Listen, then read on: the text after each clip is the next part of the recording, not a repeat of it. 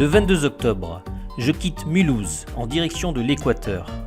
Ce pays de 15 millions d'habitants, situé sur la côte ouest de l'Amérique du Sud.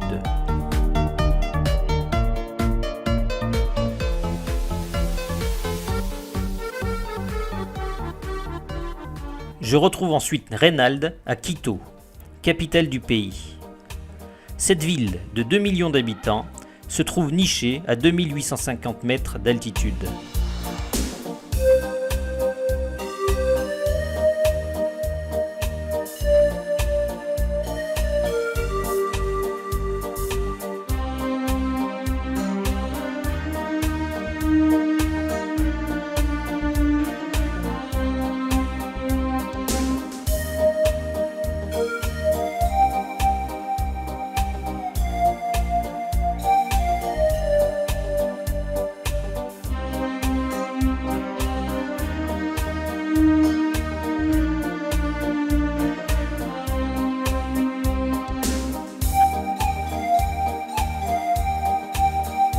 La première journée de vélo nous donnera un aperçu de ce qui nous attend pour le reste du voyage.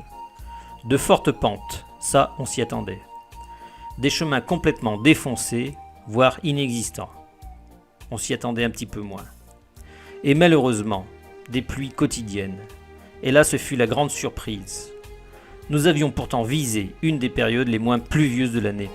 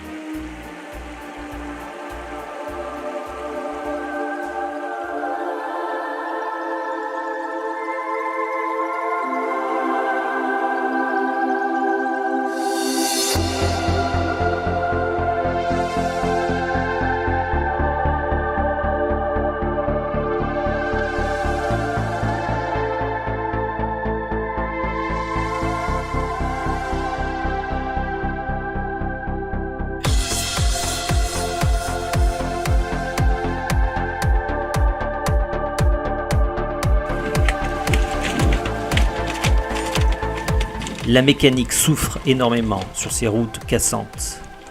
Les crevaisons, en ce début de voyage, sont quasi quotidiennes.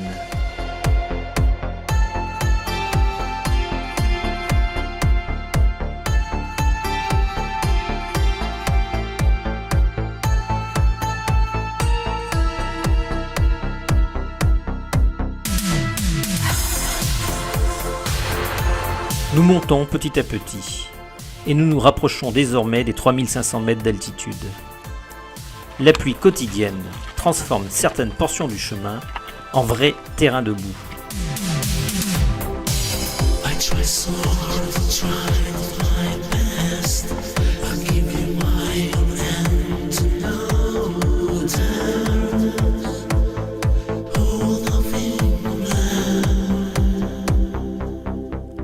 Les premiers ennuis mécaniques sérieux commence après seulement quelques jours.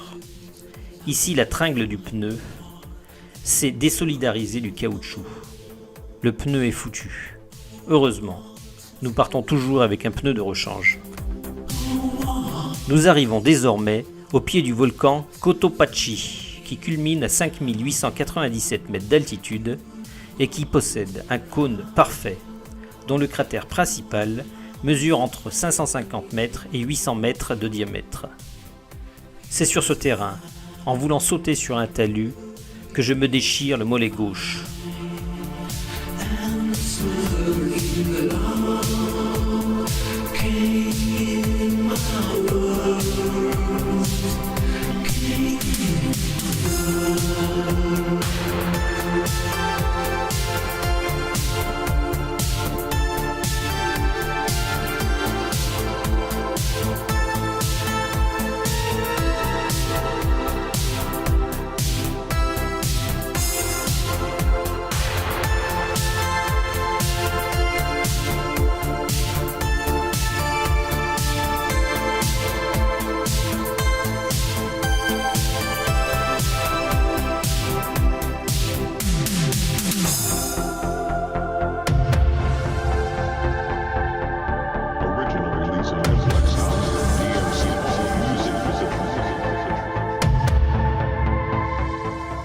Malgré la douleur qui persiste dans le mollet, nous continuons notre chemin dans ces paysages spectaculaires des Andes, à près de 4000 mètres d'altitude.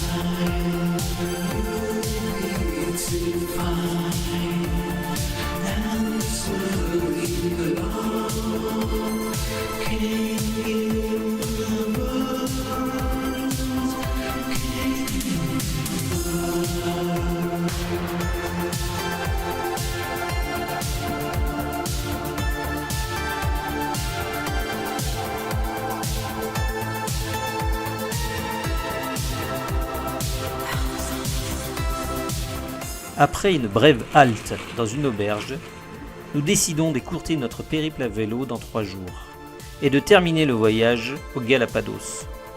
Nous rejoignons en transport la laguna Quilotoa, située à 3950 mètres d'altitude. Il s'agit d'un ancien volcan où trône une caldeira de 3 km de large, qui est remplie d'eau.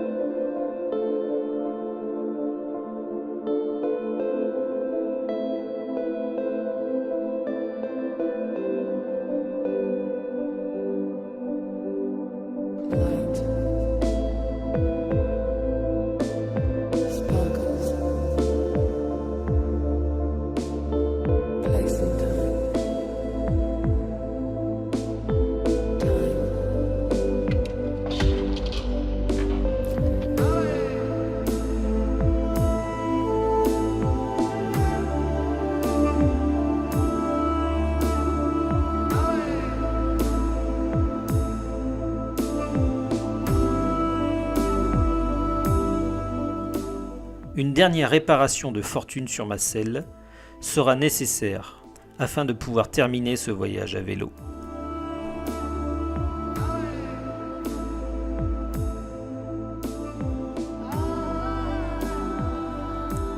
Après 8 jours de vélo, nous quittons ensuite l'équateur continental pour rejoindre les îles Galápagos, qui se trouvent à 1000 km à l'ouest, au plein cœur du Pacifique.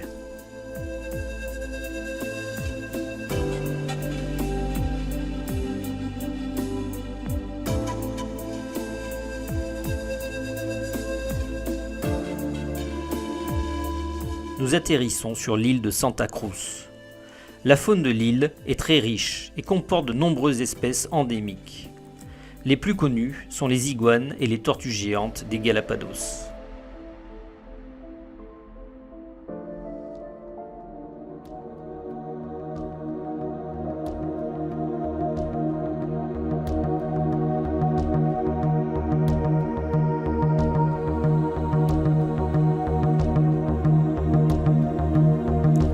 Le jour de notre arrivée, nous faisons alors connaissance avec ces fameuses tortues géantes.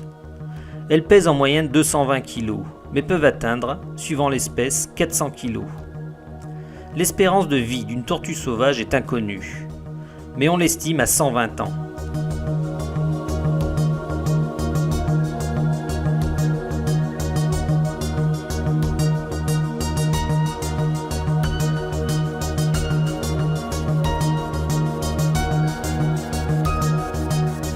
Nous faisons également connaissance avec les iguanes du Galápagos. Les mâles adultes peuvent mesurer jusqu'à 1,70 m et peser jusqu'à 15 kg. Sur plus de 300 espèces d'iguanes dans le monde, l'iguane des Galápagos est le seul iguane marin.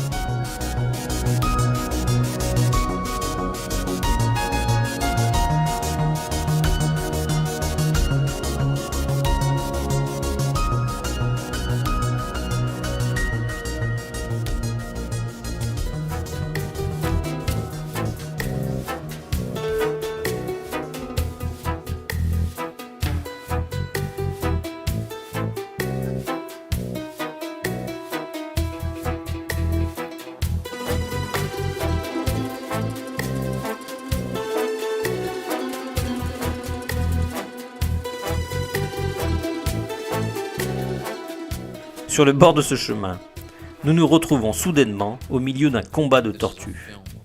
Heureusement pour nous, nous avons eu le temps de nous dégager. This is a film about a dramatic relationship between man and fish. The man stands between life and death.